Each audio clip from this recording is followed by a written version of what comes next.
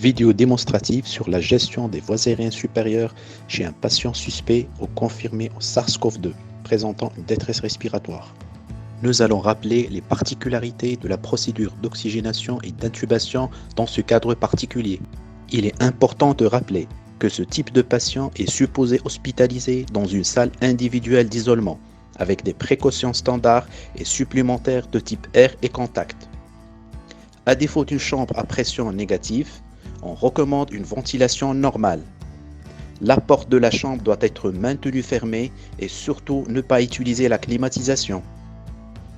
Deux objectifs majeurs doivent être visés durant la prise en charge.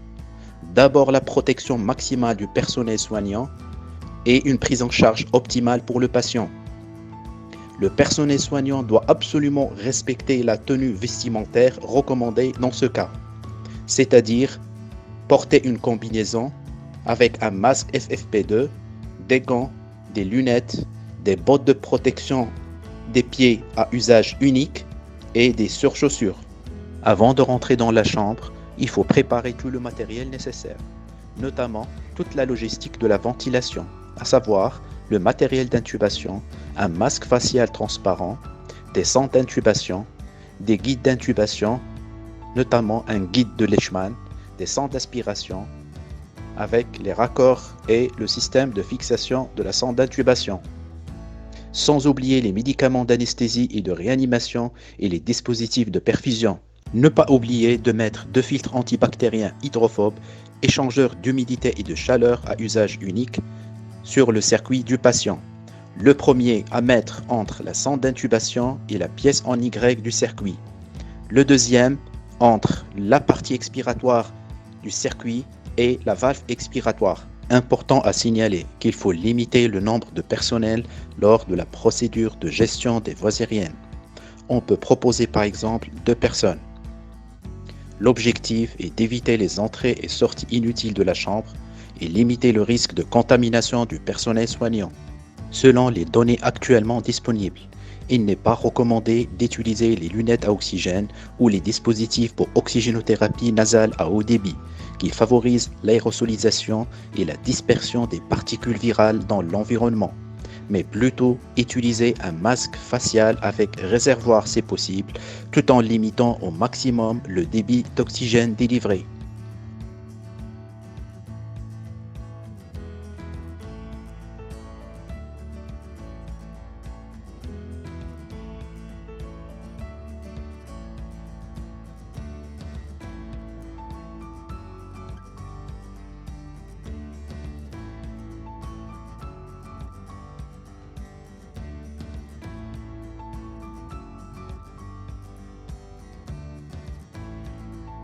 Si le patient est hypoxémique et s'il a besoin d'une assistance au masque, le temps de l'intuber après une séquence d'induction rapide, il est recommandé d'éviter la ventilation au ballon, mais plutôt utiliser un masque de ventilation de façon sécurisée selon l'enchaînement suivant.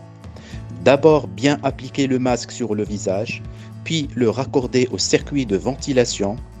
Ensuite, demander à la deuxième personne de démarrer la ventilation avec des niveaux bas de pression pour limiter les fuites. On peut proposer par exemple une PEP de 0 à 5 et une aide inspiratoire de 8 à 10 cm d'H2O.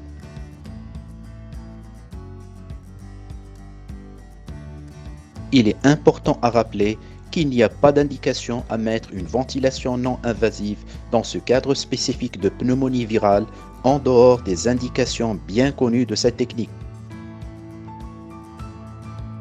Il ne faut pas hésiter à anticiper l'intubation et la ventilation invasive devant une aggravation respiratoire prévisible et après 1 à 2 heures d'oxygène au masque au maximum. Lors de la séquence d'induction rapide, la curarisation doit être profonde pour éviter un effort de taux qui favorise la dispersion des particules virales et augmente le risque de contamination de l'opérateur.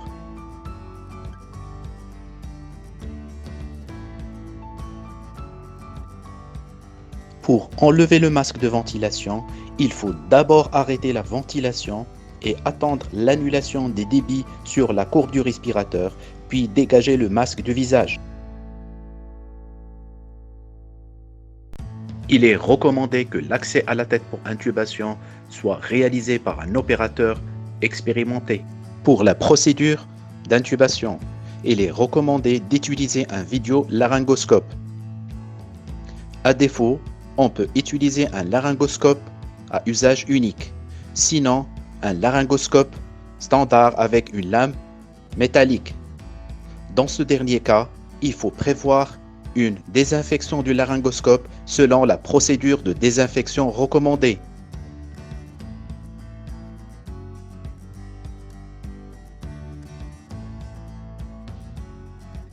L'intubation par le vidéolaryngoscope permet à l'opérateur d'accéder facilement à la glotte tout en restant éloigné de la tête du patient.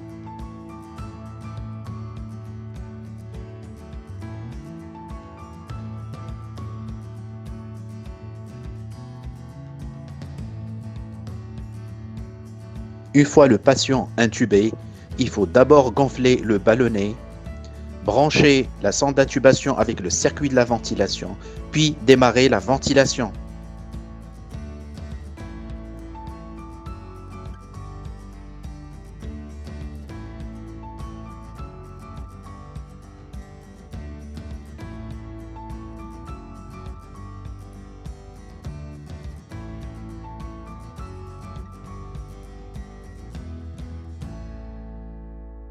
La vérification de la bonne position de la sonde d'intubation se fait par la capnographie.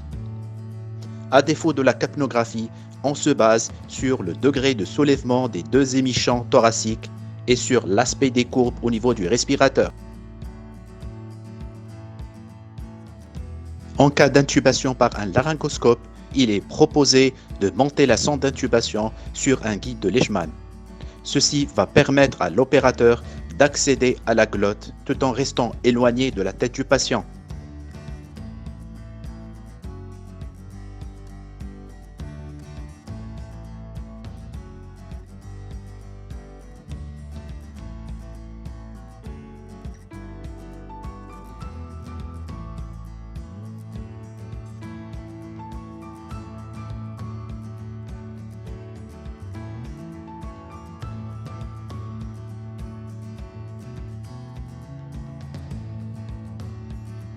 Pour la procédure d'aspiration trachéale et de prélèvement bronchique, idéalement, il faut utiliser un système d'aspiration clos.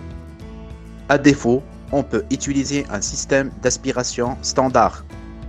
Avant de débrancher le patient pour aspiration trachéale, il faut bien oxygéner le patient par une FiO2 à 100% pendant 1 à 2 minutes. Élément important à rappeler, avant d'aspirer le patient, il faut d'abord arrêter la ventilation jusqu'à l'annulation des débits sur le respirateur, puis débrancher le patient.